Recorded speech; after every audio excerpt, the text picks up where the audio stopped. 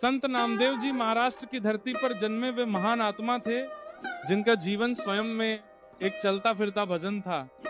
नामदेव जी प्रतिदिन पंढरपुर के विठ्ठल मंदिर जाते, घंटों तक भजन करते और कभी कभी मंदिर के खंभों से सिर टिकाकर चुपचाप रोते हुए कहते, प्रभु अगर ये संसार मुझे ठुकरा दे तो कोई दुख नहीं, बस आप मुझे कभी ठुकराना मत। पर यह सरल निष्कपट भक्ति कुछ कठोर हृदयों को चुभने लगी। एक दिन कुछ पुजारियों ने उन्हें रोक लिया। उनकी आंखों में अहंकार था और शब्दों में विष। उन्होंने कठोर स्वर में कहा, तुम नीची जाति के हो, यहाँ सामने भजन करने का अधिकार तुम्हें नहीं है, पीछे जाओ मंदिर के पीछे।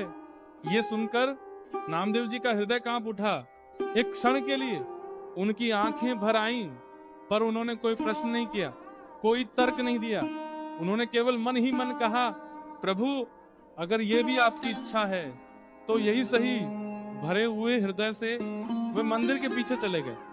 वे जमीन पर बैठ गए, आंसू बहते रहे और होंठ कांपते रहे। विठ्ठल अगर मैं आपके सामने बैठने योग्य नहीं तो कोई बात नहीं प्रभु, पर आप मेरे दिल से मत हट जाना।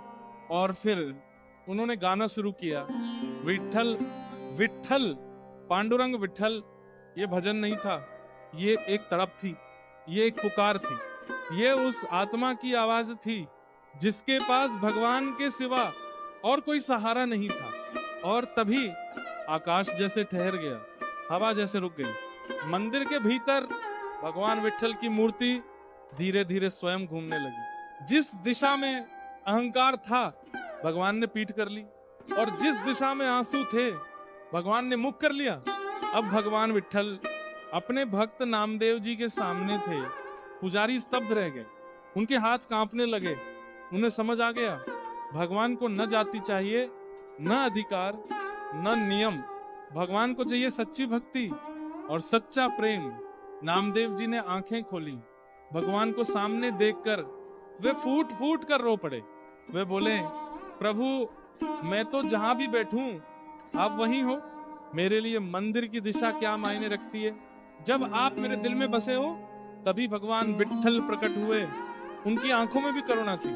उन्होंने कहा, नामदेव जहां सच्चा प्रेम रोता है वही मैं दौड़ा चला आता हूँ। मैं पत्थर में नहीं, मैं भक्त के आंसुओं में बसता हूँ। जब इंसान पूरी दुनिया से हार जाता है और केवल भगवान को पुकारता है, तब भगवान खुद अपनी जगह छोड़कर भक्त के पास आ जाते हैं।